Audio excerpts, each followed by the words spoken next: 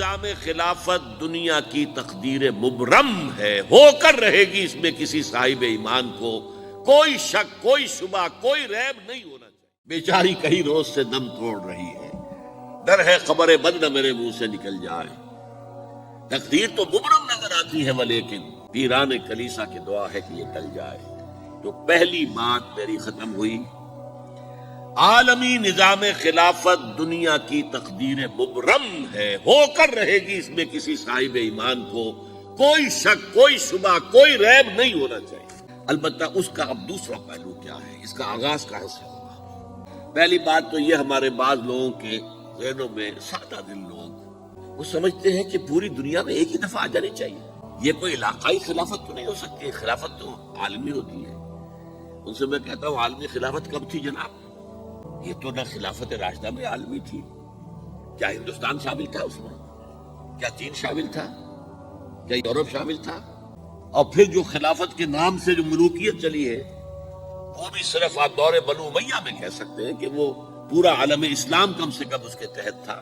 بعد میں خلافت عباس، بنو عباس میں، اور فاطمیین کی خلافت میں، اور آل عثمان جو ہے آٹومان ٹرکس کی خلافت میں ٹکڑے تھے، حصے بکھرے تھے، کوئی مانتا تھا، کوئی نہیں مانتا تھا۔ اور سب سے بڑی بات یہ، اگر ایک دم پوری دنیا پر خلافت قائم ہو سکتی تو حضور کے دست مبارک سے ہوتی، لیکن نہیں ہوئی۔ نتیجہ کیا نکلا؟ ایک ملک میں حضور نے قائم کر دی، جزیرہ نما عرب، یہاں خلافت قائم ہو گئی، حضور خلیفہ ہے۔ اس کے بعد آپ کے خلفائے راشدین نے پھر اس کو وسعت دی، شرقاً غرباً شمالاً، 3 کالمز نکلے ہیں فوجوں کے، صحابہ کرام کے، 3 کالمز، ایک ایسٹ ورڈ، ایک ویسٹ ورڈ، ایک نارتھ ورڈ۔ ایک عراق کو فتح کرتے ہوئے ایران میں پہنچ گیا، خراسان تک چلا گیا۔ ایک شام کو فتح کرتے ہوئے اور پھر سینائی پیننسولا سے ہو کر افریقہ میں داخل ہوا اور اٹلانٹک تک۔ تیسرا سیدھا شمال میں گیا، لیکن یہ زیادہ دور نہیں جا سکتا تھا، کوکیشین ماؤنٹینز آ گئے، کوہ قاف۔ اس زمانے میں تو یہ یوں سمجھیے کہ امپیسیبل تھا کوہ قاف، لہذا وہاں کرو۔ اب بھی یہ ہوگا، کسی ایک جگہ سے شروع ہوگا پھر پھیلے گا، اس کے سوا کوئی چارہ کار ہے ہی نہیں۔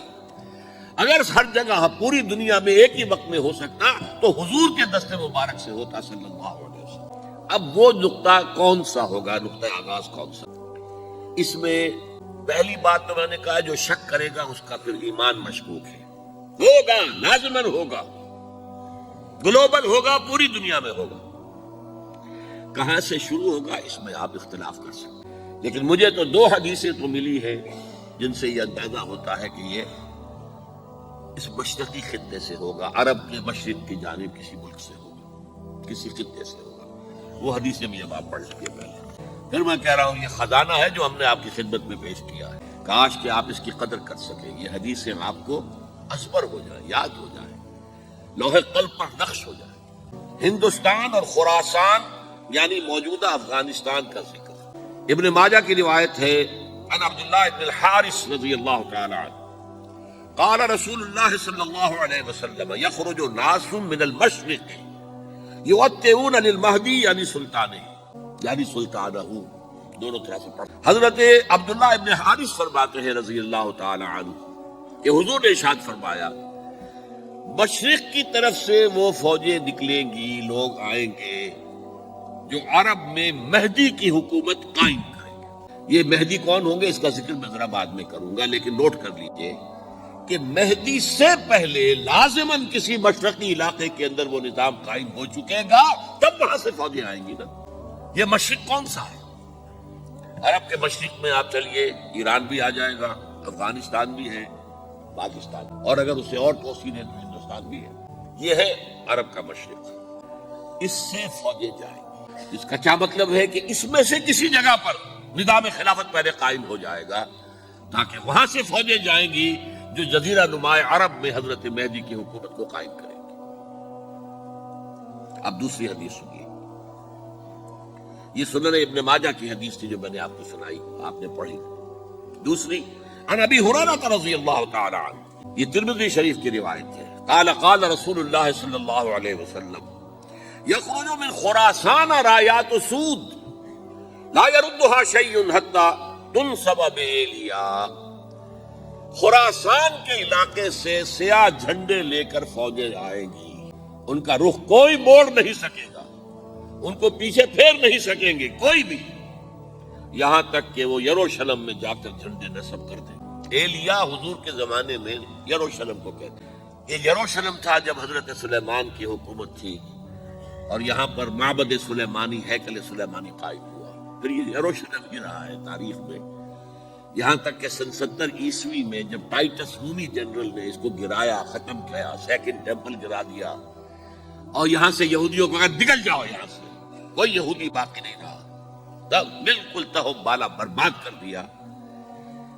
اس کے کوئی 150 سال بعد ہیڈریان، رومن ایمپرر ہیڈریان، اس نے پھر دوبارہ آباد کیا اس شہر۔ 150 سال تک یہ بالکل بنجر اور بالکل غیر آباد پڑا تھا۔ اب ہیڈریان نے جب آباد کیا تو اس کا نام ایلیا رکھا، اب یروشلم نام نہیں تھا۔ تو حضور کے زمانے میں پھر اس کا نام ایلیا تھا، اور اب اس سے کیا معلوم ہو رہا ہے کہ یہ یروشلم مسلمانوں کے قبضے سے اس وقت نکلا ہوا ہوگا، ایک دفعہ پہلے نکلا تھا، سن 1099 عیسوی میں مسلمانوں کے ہاتھ سے نکلا، کروسیڈرز، عیسائیوں نے آ کر اس کو قبضے میں کیا، لاکھوں مسلمانوں کو مارا، قتل کیا۔ اس کو 1187 عیسوی میں واپس لیا ہے۔ کس نے لیا ہے؟ صلاح الدین ایوبی، کرد۔ عرب کھوکھلے ہو چکے تھے، عربوں نے کھویا، واپس نہیں لے سکے، بہت حکومت کر چکے تھے، 400-500 برس کی حکومت کر کے، اور ان کے عیش اور ان کے آرام، اب ان میں جان نہیں تھی کہ وہ واپس لے سکے۔ واپس لینے والا گرم کرد خون تھا، صلاح الدین ایوبی۔ تو گویا کہ اب آپ سمجھئے کہ 88 برس تک عیسائیوں کا قبضہ رہا یروشلم پر۔ اب 1967 میں یہودیوں نے قبضہ کیا ہے، اور اب 38 برس تو ہو گئے، 88 نہیں 38 برس تو ہو گئے ہیں، لیکن وہ دور آئے گا کہ اب پھر لیں گے، لینے والے عرب بھی نہیں ہوں گے، خراسان کے علاقے سے فوجیں آئیں گی۔ یہ خراسان کیا تھا؟ ایلیا تو میں نے آپ کو بتا دیا، یروشلم کا نام ہے۔ خراسان اس زمانے میں ایک بہت بڑے ملک کو کہتے تھے، کچھ حصہ پاکستان کا بھی اس میں شامل ہے، کچھ حصہ ایران کا بھی ہے۔ ایران کے اس حصے کو اب بھی خراسان کہتے ہیں، وہ ایک صوبہ ہے، خراسان ایک صوبہ ہے ایران کا چھوٹا سا۔ پاکستان میں خاص طور پر یہ جو علاقہ مالاکنڈ ایجنسی کہلاتی ہے، اس سے اوپر جتنا علاقہ ہے، اور یہ جو واخان کی ایک پٹی آتی ہے اوپر، واخان افغانستان کی ایک پٹی سی دم سی چلی آتی ہے جو جا کر چائنا کی سرحد سے مل جاتی ہے، یہاں سے لے کے یہاں تک یہ جو مالاکنڈ کا وہ درہ ہے اور پہاڑ ہے، یہ بھی خراسان کا حصہ ہے۔